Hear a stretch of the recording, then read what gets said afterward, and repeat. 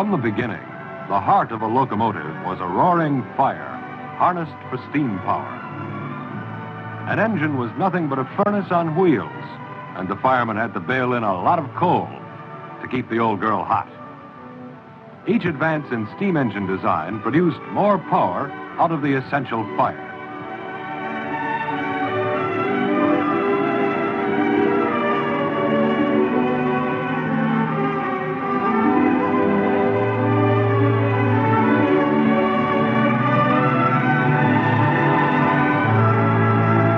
The diesel engine has packed the old railroad flames into a fuel injection flash. And the introduction of electricity put the power in overhead wires. Yes, the electrics and diesels are taking over.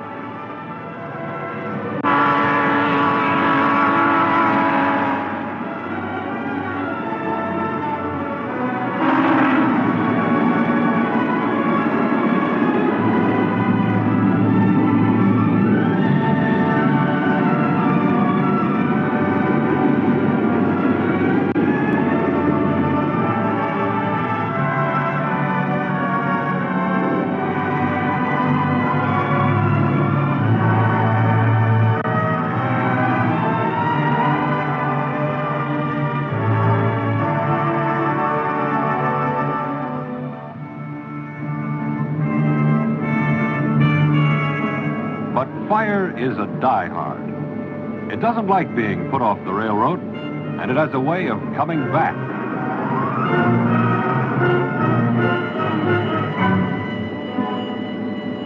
Got a fire alarm, Bill.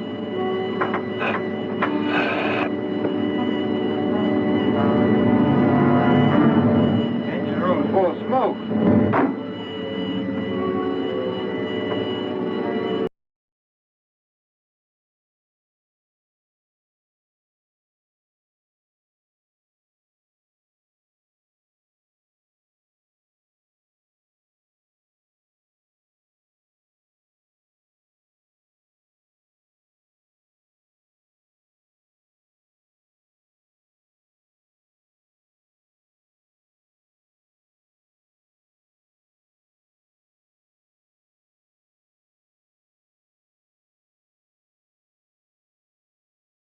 What's the story behind fires like this?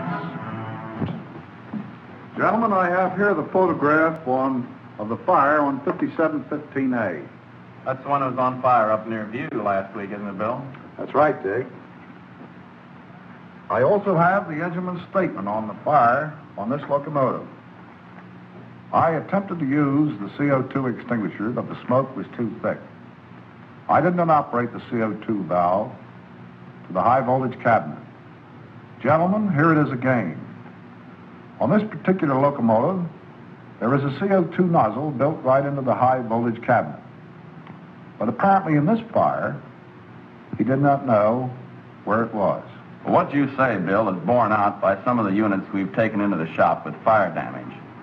A few of them haven't had the fire extinguishing system used at all, and others have had the dry powder used where the CO2 would have done a better job. We have endeavored to instruct the crews thoroughly, but some of these engine crews have worked on diesel locomotives for a number of years without any actual experience with a fire. And when a fire does occur, sometimes they do not do the right thing at the right time. I believe this all boils down to three things that we're going to have to get across to our engine crews. First, the kind of fires that are likely to occur. Second, the equipment that is available for their use. And third, the methods which should be employed to put those fires out fast. Well, the means to go after a traction motor fire is quite different from the method of going after a cabinet fire. Oh, that's true. I think we would all be satisfied if we could keep these little fires from becoming big ones. It's that simple. And there's no reason why we can't lick this thing. No, there's no reason. Not when you know what causes fires and where they break out. The reports tell the story. The trouble spots are arcs or brake shoe sparks igniting oil. Sump fires in engines.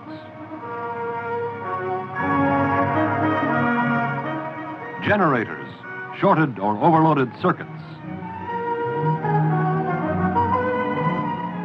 Loose traction motor leads, creating high resistance.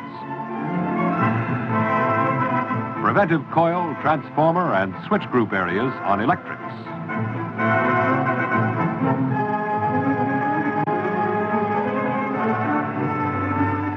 Those are the main trouble spots. Yet we have plenty of mechanical troubleshooters. First, we have detector devices. And in each cab, alarms.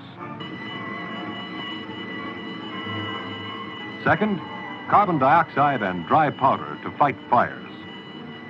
CO2 is ideal for the kind of fires we get. It will not damage the most sensitive railroad equipment. It has a high expansion ratio and penetrates every nook and corner. CO2, which you know in its solid state as dry ice, smothers fire by depriving it of oxygen. And third, we have specially designed pipe systems created to combat specific locomotive fires. Here's a typical installation found only on our road diesels. There are 4 50-pound CO2 cylinders. They're coupled in pairs. When turned on, each pair provides 100 pounds of CO2.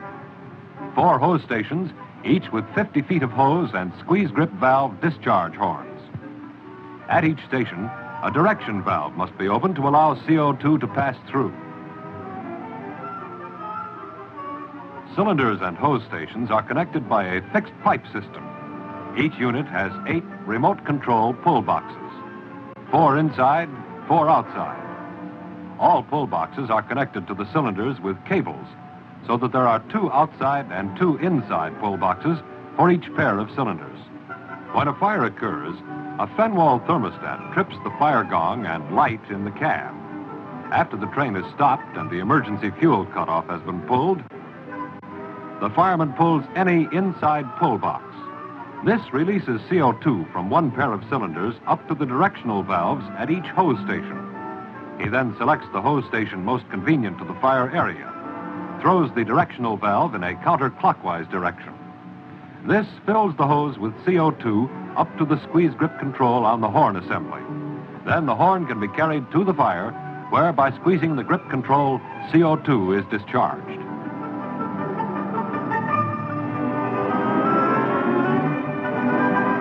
Now, what happens if you exhaust your first 2 cylinders and you need more CO2?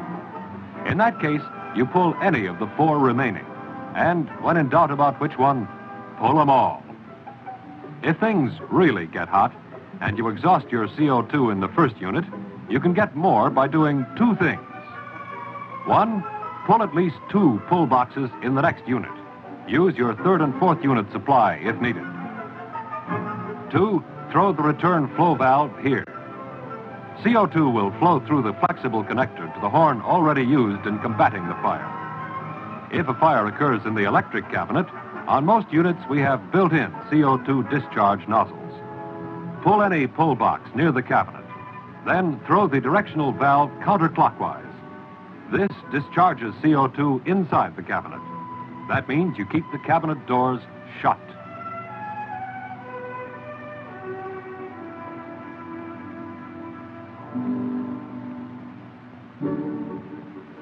In addition to the pipe systems, 2 portable dry powder extinguishers are provided. 1 in the cab, 1 in the engine room on these diesels. All of our switchers have 2 or 3 20-pound CO2 portable extinguishers.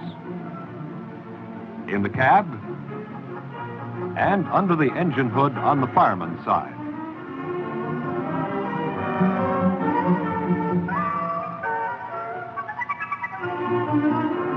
On electric equipment, 2 15-pound portables are provided.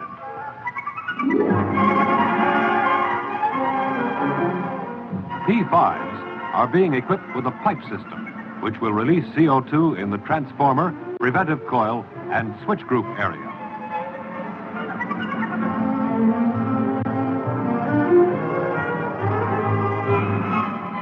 Yet, with all this firefighting equipment, CO2, dry powder portables, elaborate pipe systems.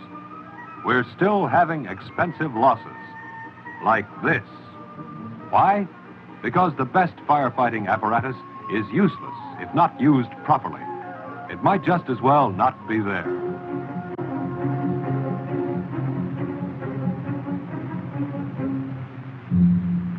What then should be done when fire strikes? Just watch.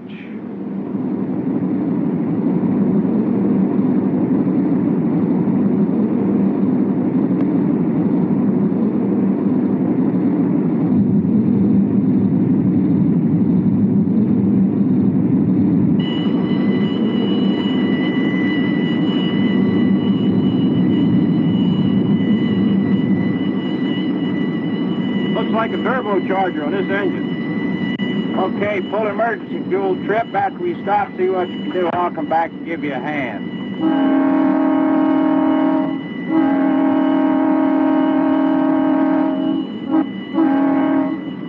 Engine 5755, train 32, calling View. View, we have a fire in the engine room. Call the Duncannon Fire Department. We're stopping at Aqueduct Road crossing. Okay, I got that at View 5755.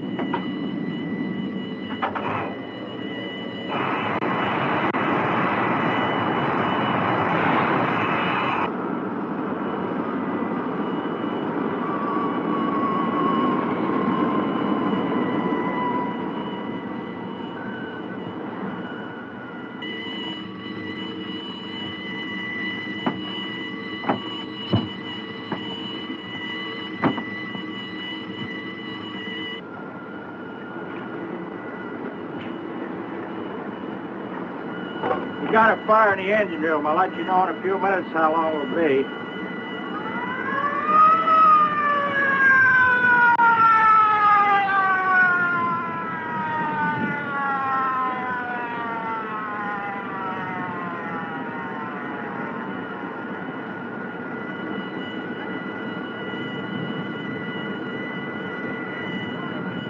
Have you got a fog nozzle? You bet. We're all set.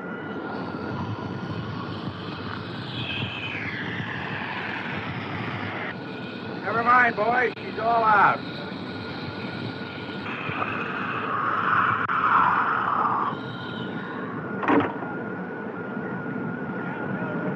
Fire's all out. We'll be ready to leave in a minute, but we'll only have 2 units working. Okay.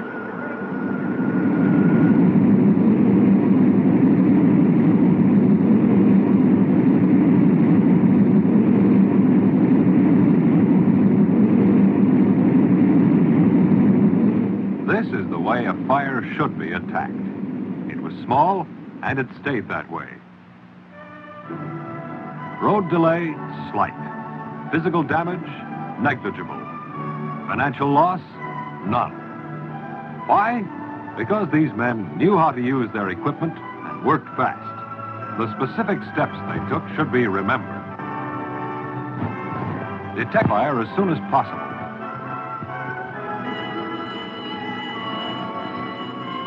Use the train phone to report and get help, even though it might not be needed. If possible, stop at road crossings, overpasses, or underpasses where the civil fire department can help you. Pull the emergency fuel cutoff. Prepare the CO2 system for action by first opening the pull box and pulling the handle hard as far as it'll go. Second, throw valve handle to the left at the hose station to be used.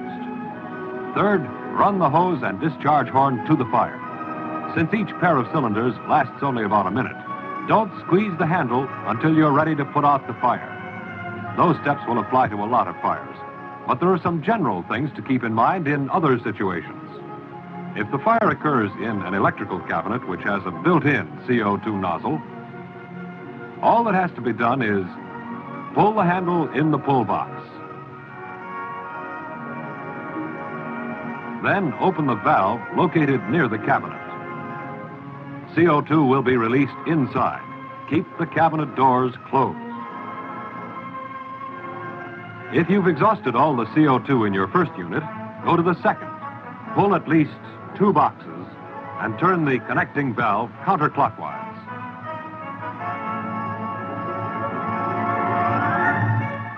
On BH-50s, you only have to pull a pull box. The two units are automatically interconnected.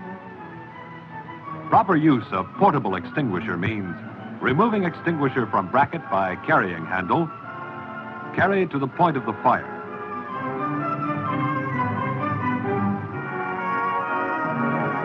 Remove operating locking pin and squeeze the grip valve handle on discharge horn. Direct the stream at the base of the fire. Continue to spray the burned area after the flames are extinguished to prevent flare-ups. For fires in the trucks or in rare instances of collision with an automobile where gasoline may have been sprayed on the unit, the portable dry powder extinguishers should be used. As a rule, use the dry powders on the outside, the CO2 inside, but use everything you've got outside or inside to get the fire out.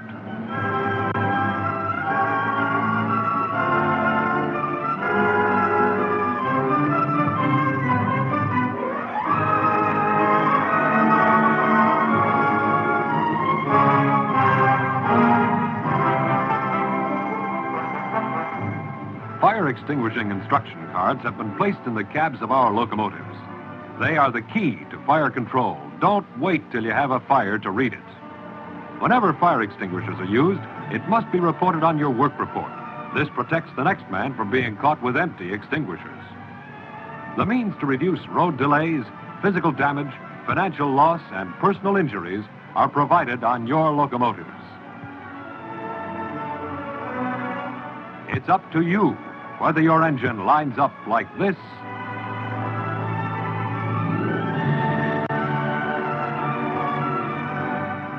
or keeps rolling like this. It's up to you to know what in blazes goes on.